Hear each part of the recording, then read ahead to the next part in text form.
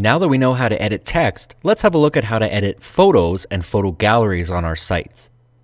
On our studio page, if I scroll down a little bit, you can see we have these images within our layout. When I mouse over an image, you can see that the icon changes to a clickable element, and if I click on that, we're presented with a small option window that allows us to change settings and the image itself.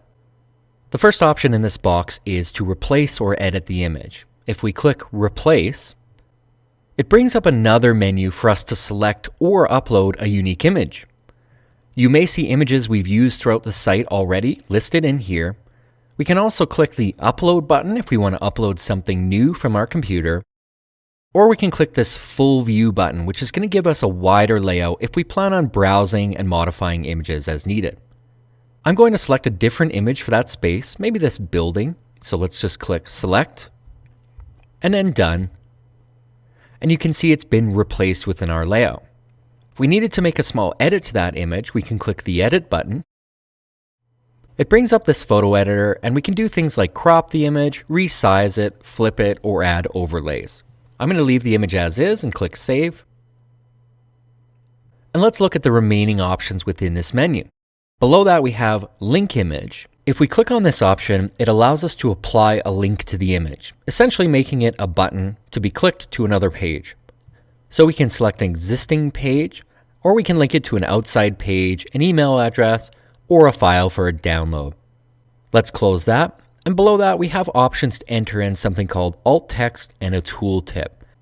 If you need help understanding what those are, there's these little question mark icons, and if you hover over them, it's going to give you a little explanation of what they do. One other important note about uploading your own images is just be sure to upload an image that is reasonably sized. We don't want to upload a 30 megabyte image to the web, as it can be slow to download and cause speed issues throughout your site. Let's close this box and let's edit the photos within a photo gallery. These are single images, but if I scroll down on this page, you'll see this area that shows some of the staff in our business. And if I click on that, this is a photo gallery, so you can see multiple images listed within.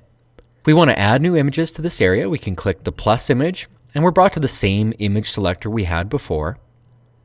If we want to rearrange the images, we can just simply select these three little dots above the image and drag and drop them.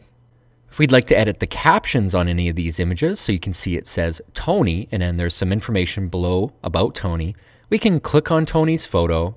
It brings up the image settings for that, and if I scroll down in the image settings box, here's all of the information listed on that. So if we make a change in here, let's change his last name to Tony Smith. And now I close this box, you can see that it's updated automatically on the site. Another option that I have is to enable links on gallery images. So you can see the option here, and if I turn that on, what it's going to do is allow us to make these images clickable and go to other pages on the site. So if I bring up Tony's image again, now we have an option to edit the link, and again we can link to an existing page or an email address or a file for download.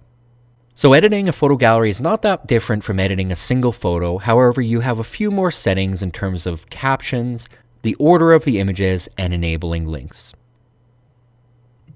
And again, when I'm happy with my gallery changes, we just need to republish the site and it will be live on the web.